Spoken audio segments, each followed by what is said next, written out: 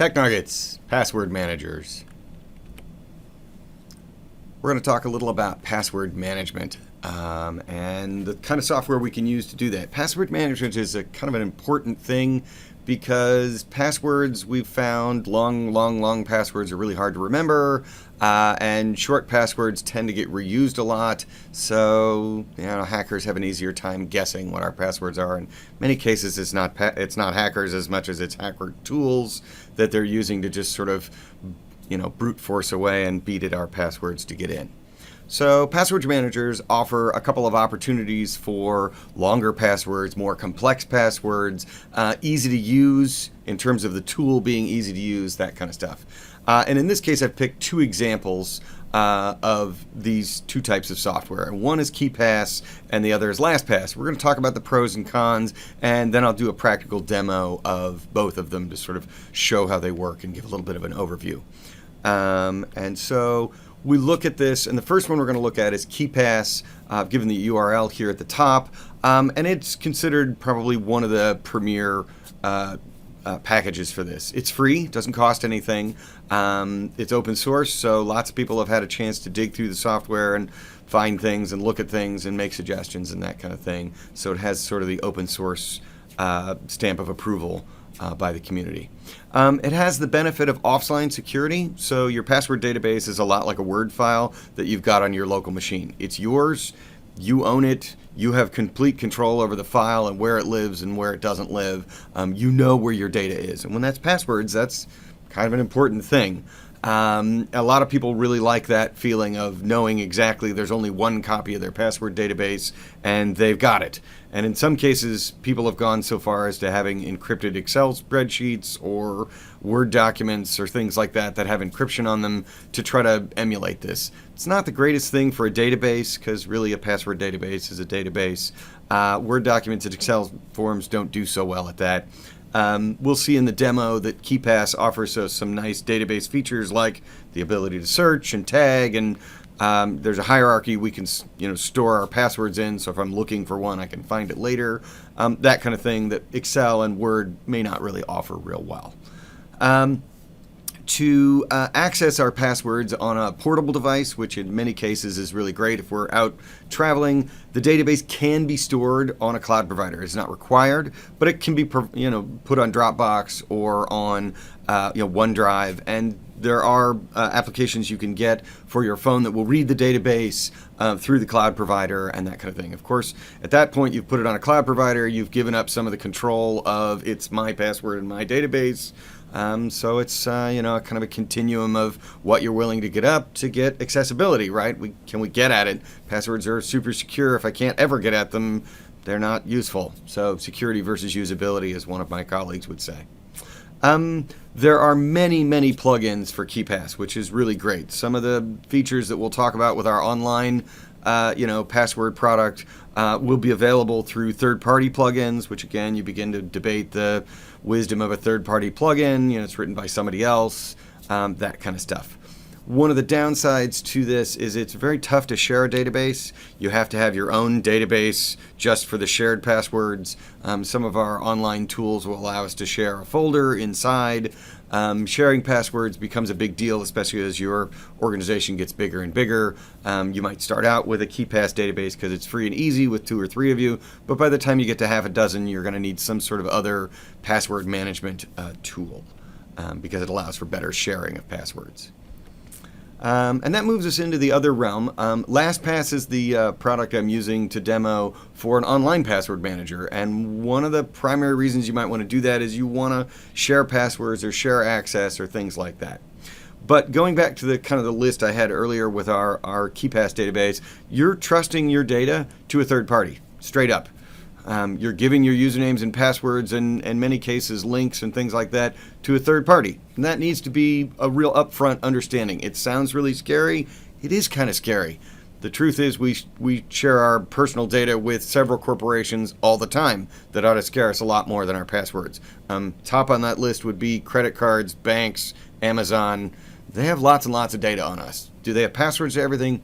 Well, yeah, in many cases they do, but that's a podcast for another time. In this case, we have not a whole lot of control over our password database. It lives with LastPass, and that's where it lives. You could probably export it all if you wanted an export to take it off to KeePass or take it somewhere else, and you were done with LastPass. You could probably export it all to somewhere, to like an Excel spreadsheet or a text file, and it would barf it all out, and you'd be able to have it. Some of the upsides to things like LastPass is with a pay-for LastPass, we can set aside folders that we can share with other people. So if you and your 5 colleagues at work all need complex passwords to different sites, admin passwords are a good example. There's only one administrator account in many cases on a Windows box, and you need to share that password with other colleagues that have that so that they can go in. What happens when an employee leaves the company? How do I revoke their access? Well, if it's all in a LastPass password, or in a KeePass database, they may copy the database and take it with them. And that's a little scary because then you have to change all your passwords because somebody left the group. With LastPass, you can cut them off from different places and different folders, and it makes it easy to have corporate passwords separate from that. That's not to say they couldn't have copied it, written it down, taken it with them, whatever, but it's harder to do. The portable device access becomes pretty easy. You load the LastPass software on your phone or your tablet and log it in, and it has access to all the passwords just like it would on your desktop or other device. The tool makes it pretty easy to create long and complex passwords, and most importantly, unique passwords for every site. That's not to say you couldn't do that with KeePass. It just is additional steps you have to go through when you do it. The LastPass, in this case, integrates with all the different browsers, and so it'll pop up a box that says, hey, do you want to create a password for this site? Do you want to put it in the database? Where do you want to store it? What folder do you want to put in it? With some of the KeePass type style applications, you have to remember and go and put the entry in and that kind of thing. Out of the box, LastPass at least will do password management, as well as some auto-filling of passwords. So when you bring up that website for Amazon, it'll automatically fill in your username and password, or it'll give you a list of the 4 different accounts you've got, and you pick the one you want, and it puts in the username and the password without ever having to see it. It also does some level of form filling, so if you're willing to give it your credit card information or maybe just your address information, every time it asks, a website asks for your full business address or whatever, you can click the button and it'll fill in all the forms, the form as much as LastPass understands it, and then you can fill in the last details, and that way you're not constantly filling in forms. It'll also fill in credit card information if you're comfortable giving that into those kind of forms as well. All right, so we'll go on to the practical demonstration where I'll demo KeePass and I'll demo LastPass, and we can kind of talk about their user interfaces and see that kind of stuff. All right, so I've got my Windows 10 VM here, and I've downloaded and installed KeePass, and we're just going to kind of go through the basics of setting up your first KeePass database and that kind of thing. So double click on KeePass, and it's going to want to ask if I want to update every time. It's always a good idea for your security software especially, which this definitely is, to make sure we enable updates. So yes. So you can see here it kind of opens and it's blank, and it's a little confusing because you're like, what do I do? It's a little like opening a blank Word document. Until you put something in it, it doesn't know what to do. So we're going to go up and create a new database, and this is going to lead us through the process of creating our first database. So we'll click OK. It's going to ask, where do you want it? Documents. I'm going to put this one on the desktop just because that way we can see the file and play with it and that kind of thing. So we tell it where we want to live. Every password software, even online, not online, is going to have a master password. It's going to have some way to get into the password database, who watches the watchers kind of discussion. So in this case, we're going to pick a master password. And it gets to be kind of exciting. What do you pick? You want it to be complicated enough that if they get a hold of your password database file, they're not going to be able to just get in. On the other hand, you want it to be something you can type often, because every time you start the machine or need to refresh it, KeePass will unload itself to keep itself out of memory, so bad guys can't scan the memory and get your passwords. So it will ask for this password occasionally, and there's a user setting for that kind of stuff that you'll want to type in. So in our case, we're going to use Nugget as our password, and we either we have to repeat it with no typing errors, or we can use these 3 dots to show and hide it. So if we show it, it knows we've got what we want because we are visually inspecting it, and if we click it again, it'll copy it because it assumes we've done that kind of thing. So we can show some expert options where we can provide it a key file, which would keep us from having to do that. But of course, we have to give it the key file every time you use it, which if you're only using it on one machine, might be a great way to go. We can also source it out of a Windows account, which assumes we've logged in with our Windows account password, and that kind of thing. So there are some other options if you're into that kind of thing. Key files are great. They're very much like SSH key files in their generation. Of course, when we want to take that password database somewhere else, like to our phone or to our tablet, we're going to need that key file to go with it. There are pros and cons to each. You kind of got to investigate those and get what you need.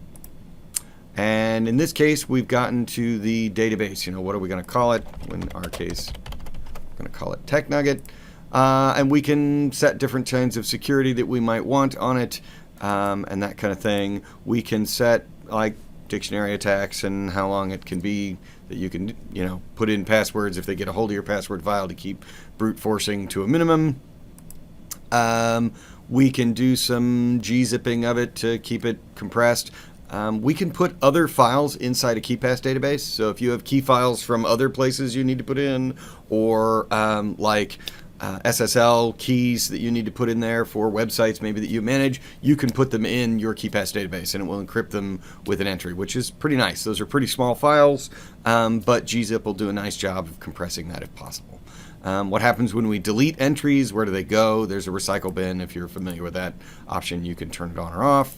There's some basics of what do I want to do. You know, we can force the changing of the master key. We can force some other options if we want that every time we do it. In our case, we're just going to leave it at the defaults.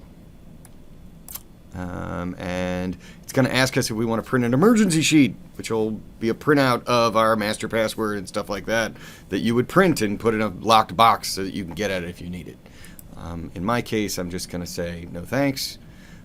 Here you can see we've got a number of options, and it pre-fills in 2 or 3 sample entries so that you can see what it should look like and how it might work and that kind of thing. And I have found these to be fairly useful. You can see it also lays out a hierarchy. You can create other entries inside it if you want to add a group. You can add a Tech Nugget group, so we can have a hierarchy inside all of them so that we can organize it. You can see it's based on, you know, it's kind of a personal use kind of thing, but we've got general and Windows and networks and internet. But we could just as easily come up here and add a group called work. And inside that, you know, it's going to add it to the bottom. And inside that, we can have a variety of different options for things like that. We can export groups and import groups. Looking at our basic database, we'll go over the sample entries here where we can look at things. So we can see our username and the icon that it uses, the little gold key. We can look at the password, right? We can see the URL that we used when we got the password if we needed to do that kind of thing. We can put a variety of notes in here, which is really nice. So a lot of the banking sites and other sites are going to ask you a bunch of password recovery questions. You know, what was your dog's last name, and where was your mother's maiden name derived from, and all those exciting security questions that they're going to want answers to. And you can type the questions and answers in here and hold on to them so that you know what they are if you need to go back and do that kind of stuff. Under advanced, we can have fields. This is where some of the third-party tools comes in, where you might want to have it auto fill in things in a website. We could have it do that kind of stuff. We can go through foreground and backgrounds. This is just basic stuff for KeePass. We can do some of the auto typing where it'll auto fill things in. You can see here it's got a target window where it'll auto fill things in if you want. And a history. Who changed it? When was it changed? That kind of stuff. So if you're sharing that or you want to know who got in and did what with it, you can do that kind of stuff. Under tools here at the bottom, you can look at different URL field helps and things like that, which are fairly useful for those kinds of things. We can set an expiration date.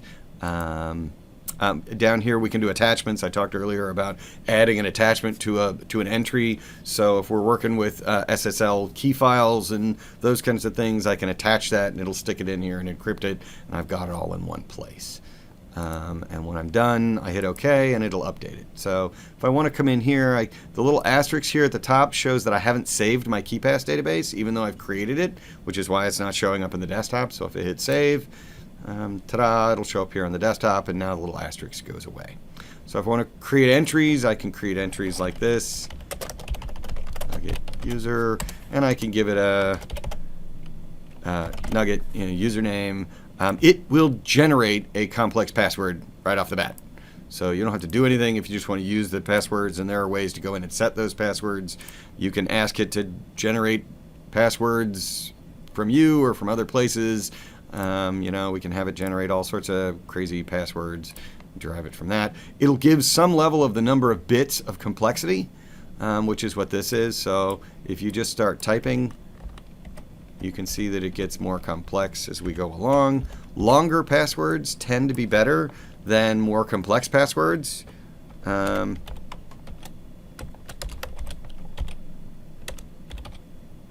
You'll notice I've created a relatively complex password here that's only 35 bits of complexity, but by doing this, I'm getting some level of complexity that I can remember. This is my dog's name, and I got 35 bits of complexity quite a long time ago, actually, which was the same. This is my has 32 bits of complexity. There's 37 bits of complexity, which was the same as my super complex password in terms of bits of complexity. So it can get kind of exciting setting up passwords. If you're interested in that kind of thing, I highly recommend you go do some research on it. There's all sorts of research and discussions on both sides of that issue. Spot here to put my URL in if I've derived this from somewhere or some website, and of course our notes field that we talked about. And there we go. It shows up in our database. One of the nice things about this tool that's different than a Word document or Excel document, it's pretty easy to search. I can put it in tech and hit enter, and it'll show me tech Nugget user, which is the one I just created, and that kind of thing. And again, I hit save, and it will save it. All right, so once again, we've got my Windows 10 VM here, and I've started a browser, and I went to the LastPass website. So we'll log in here. I have pre-created an account, so you might have to go and do account creation and that kind of thing the first time, as with any website. So we are LastPass.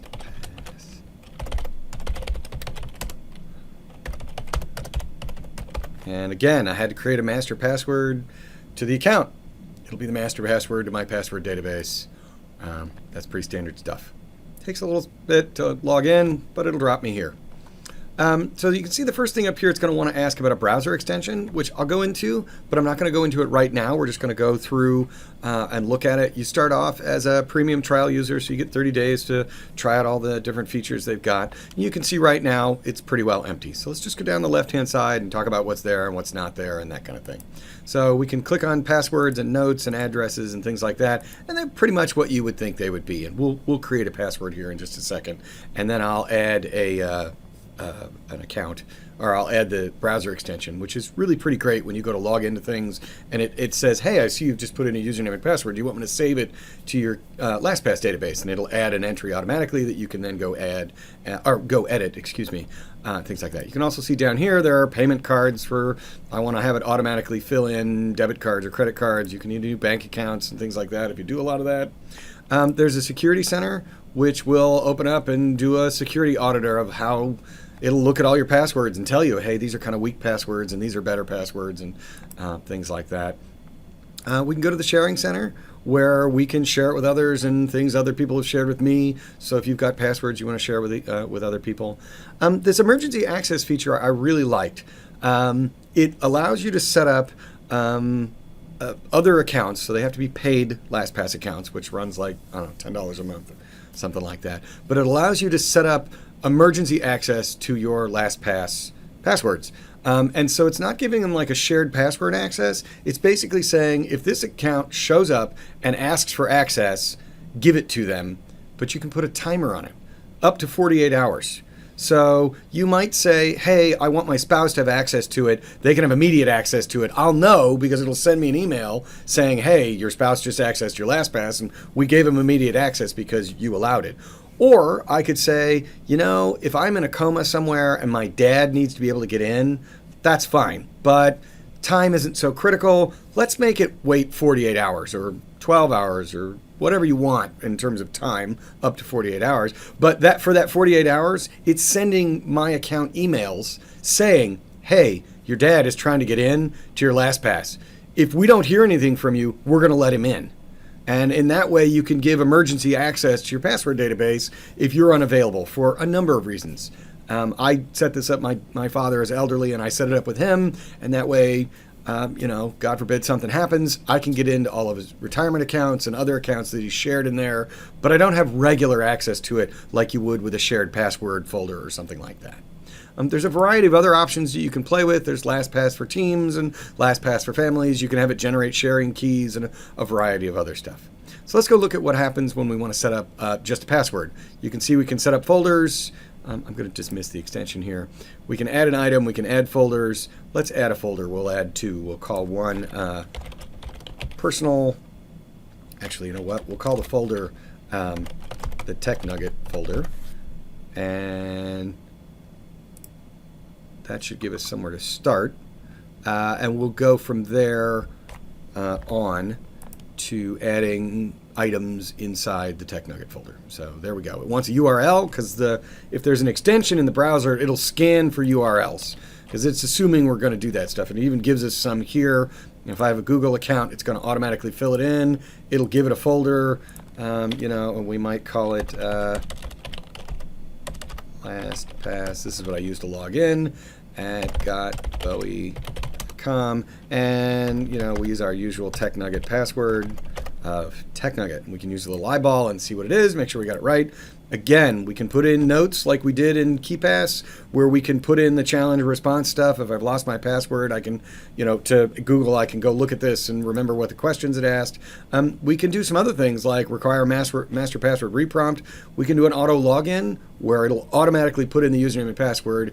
And in some cases, you can even have it hit enter. So it'll just show the login screen, fill in the information, and hit go. Sometimes that's really nice, especially for shared passwords. That might be nice so you don't have to share the password. They never actually see it because it shows up in the web dialog as a bunch of dots. So the best they could manage is guessing at how many characters it is. And there we go. We create an entry. And I can say launch. I can share it with people. I can throw it away. I can, do a variety of other things. We go back to the little thing and I can look at it again and I can favorite it. This is the very basics of what it can do. But with the extension plugged into it, it can automatically fill in those kind of things. And as we create accounts, so I go to Amazon, create a new Amazon account or a Google account, the first time I log in, it'll say, hey, let me make an entry for this in your LastPass. So it makes it very easy to put the entries in and take them out. And if you update your password, it'll say, hey, I've got an entry for this with a different password. You want me to update your password? Yes, please update my password. So if you go through the standard Amazon, I want to reset my password, you don't have to then go into KeyPass and update it. With the extension plugged into the browser, it'll automatically find it. There's a very nice free LastPass app for both Android and iPhone that you log in with your master password and it will integrate with the phone. So even application passwords. So if you use, for example, like the Chase Bank application, I can go to the login prompt and one of the options is use my local password database that's part of the phone, or I can pick LastPass as a authentication supplier and it'll pull it right out of my LastPass database and put it in. And again, if I change the password somewhere else, it's always updated. So this is kind of an overview of LastPass and what you can do with it. I hope this Tech Nugget's been helpful at understanding some of the pros and cons to different password managers. And we will see you for the next Tech Nugget.